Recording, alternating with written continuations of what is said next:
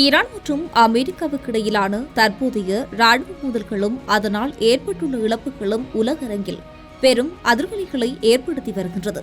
நவீன போர் முறையில் வான்வெளி ஆதிக்கமும் ஆளில்லா போர் வானூர்திகளின் பங்களிப்பும் எவ்வளவு முக்கியத்துவம் வாய்ந்தவை என்பதை இந்த மோதல் வெளிச்சம் போட்டு காட்டியும் இருக்கின்றது. குறிப்பாக அதிநவீன தொழில்நுட்ப கட்டமைப்பை கொண்ட அமெரிக்க ராணுவத்திற்கே இந்த மோதலில் ஏற்பட்டுள்ள இழப்புகள் போரின் தீவிரத்தையும் ஈரானின் வான் பாதுகாப்பு திறனையும் உலகுக்கு உணர்த்திக் கொண்டு இருக்கின்றது. சமீபத்தில் வெளியாகியுள்ள ஊடக அறிக்கைகளின்படி ஈரான் நடத்திய தொடர்ச்சியான தாக்குதல்களில் அமெரிக்க ராணுவம் தனது வான்படை கட்டமைப்பில் உள்ள மிக முக்கியத்துவம் வாய்ந்த ட்ரீபர் ரக ஆளில்லா போர் வானூர்திகளின் எண்ணிக்கையில் சுமார் 20% இழந்துள்ளதாக அதிர்ச்சியூட்டும் தகவல்கள் வெளியாகியும் இருக்கின்றது. தற்போதைய போர்ச்சூழல் உருவானது முதல் இதுவரையான காலப்பகுதியில் மட்டும் அமெரிக்க படைகளால் கண்காணிப்பு மற்றும் தாக்குதல் நடவடிக்கைகளுக்காக பயன்படுத்தப்பட்ட 24க்கும் மேற்பட்ட MQ-9 ரீபர் ரக ஆளில்லா கண்காணிப்பு மற்றும் தாக்குதல் நடவடிக்கைகளுக்காக பயன்படுத்தப்பட்ட இந்த வானூர்திகளை ஈரான் பாதுகாப்பு படைகள் வெற்றிகரமாக அளித்துள்ளதாக அந்த அறிக்கை விரிவாக தெரிவிக்கப்பட்டும் இருக்கின்றது. இந்த இழப்பானது சாதாரணமான ஒன்று அல்ல. ஏனெனில் ராணுவ பொருளாதார ரீதியாக அமெரிக்காவுக்கு இது மிகப்பெரிய ஒரு பின்னடைவாக பார்க்கப்பட்டும் இருக்கின்றது. அளிக்கப்பட்ட இந்த 24க்கும் மேற்பட்ட ட்ரிபிள் ரக வானூர்திகளின் மொத்த மதிப்பு சுமார் $1 பில்லியன் என மதிப்பிடப்பட்டும் இருக்கின்றது. உலகிலேயே அதிநவீன மற்றும் அதிக செலவுமிக்க பாதுகாப்பு கட்டமைப்பை கொண்ட பென்டகன் வசம் இந்த தற்போதைய போர் தொடங்குவதற்கு முன்னர் இருந்த மொத்த ஆளில்லா வான்வெளி வாகனங்களின் ஒட்டுமொத்த இருப்பில் இது கிட்டத்தட்ட 20% வீழ்ச்சியாகும். அதாவது அமெரிக்கா தனது வான்வெளி உளவு மற்றும் தாக்குதல் திறனில் 1/5 பகுதியில் இந்த குறுகிய காலப்போரில் இழந்துள்ளது என்பது மிகவும் தெளிவாக காட்டுகின்றது. அமெரிக்காவின் இந்த ஆளில்லா வானூர்திகள் எவ்வாறு அளிக்கப்பட்டன என்பது குறித்து அறிக்கையில் ஈரான் மேம்படுத்தப்பட்ட ராணுவ உத்திகளும் வான் பாதுகாப்பு ஏவுகணைகளின் துல்லியத்தன்மையும் வெளிப்படுத்தப்படுகின்றது.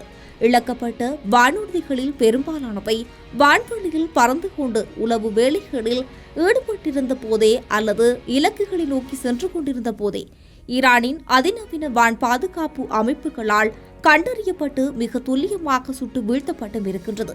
அதே நேரம் இந்த இழப்புகள் அனைத்தும் வான்வெளியில் மட்டுமே நடக்கவில்லை.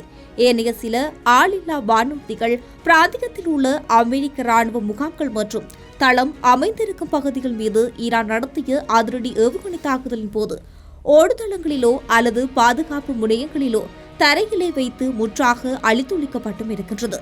இது தவிர போர்க்களத்தில் கடுமையான சூழல், தொடர்ச்சியான செயற்பாடுகள், அவற்றின் காரணமாக ஏற்பட்ட சில தொழில்நுட்ப பிரச்சினைகள் மற்றும் எதிர்பாராத விபத்துக்கள் காரணமாகவும் சில வானூர்திகள் அமெரிக்க படைகளால் இழக்கப்பட்டுள்ளதாக தகவல்கள் வெளியாகியும் இருக்கின்றது. இருப்பினும் அமெரிக்காவுக்கு ஏற்பட்டுள்ள ஒட்டுமொத்த இழப்பு என்பது இந்த ட்ரிபிள் ரக வானூர்திகளை மட்டும் நின்றுவிடவில்லை.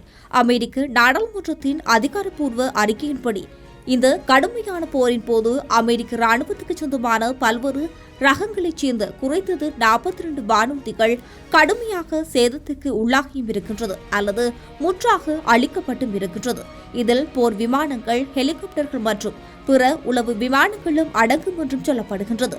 இந்த ஒட்டுமொத்த வான்படை மற்றும் ராணுவ உள்கட்டமைப்பு சேதங்களை கணக்கிட்டு பார்க்கும்போது ஈரானுடனான இந்த நேரடி மற்றும் மறைமுக போரில் அமெரிக்காவின் ஒட்டுமொத்த ராணுவ தளபாட இழப்பு மட்டும் சுமார் $2.6 பில்லியன் என மதிப்பிடப்பட்டும் இருக்கின்றது.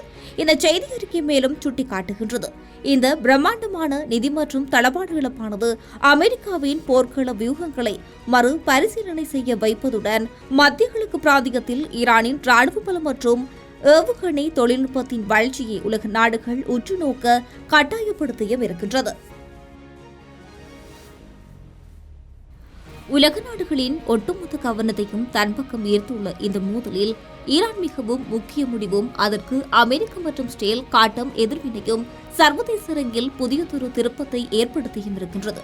சமீபத்தில் கிடைத்துள்ள நம்பகமான தகவலின்படி ஈரானில் உள்ள செறிவூட்டப்பட்ட யுரேனியத்தை எக்காரணம் கொண்டும் எந்த ஒரு வெளிநாட்டுக்கும் அனுப்பக்கூடாது என்று அந்த நாட்டின் உச்ச தலைவர் அயதுல்லா மொஜ்தபா கமேனி மிக நேரடியான மற்றும் கடுமையான உத்தரவை பிறப்பித்தும் இருக்கின்றார்.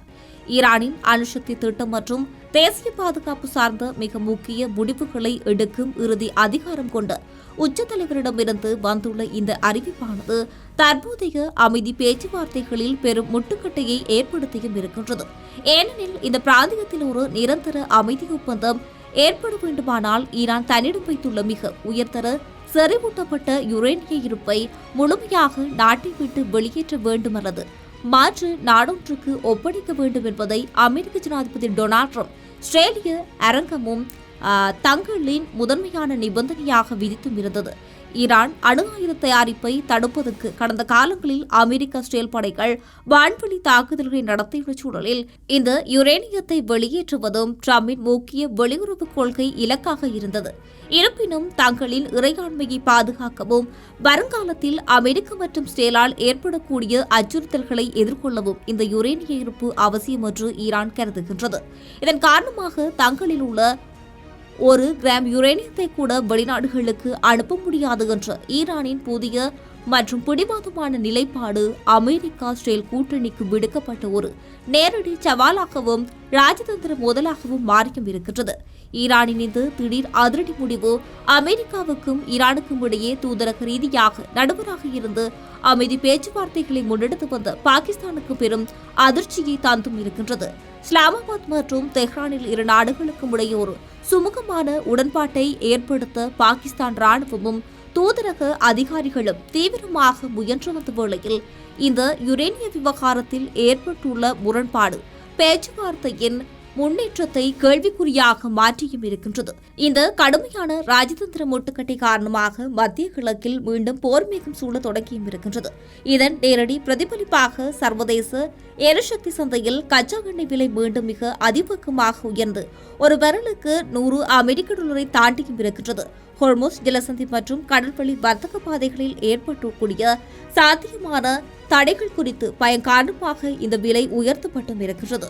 இந்த திடீர் விலை மாற்றமானது ஏற்கனவே தத்தளித்துக் கொண்டிருக்கும் உலக பொருளாதாரத்தில் கடுமையான பணவீக்கத்தையும் எரிசக்தி பற்றாக்குறையையும் ஏற்படுத்தி பெரும் தாக்கத்தை உருவாக்கலாம் என பொருளாதார நிபுணர்கள் மற்றும் சர்வதேச எரிசக்தி முகாமை எச்சரித்தும் இருக்கின்றனர்.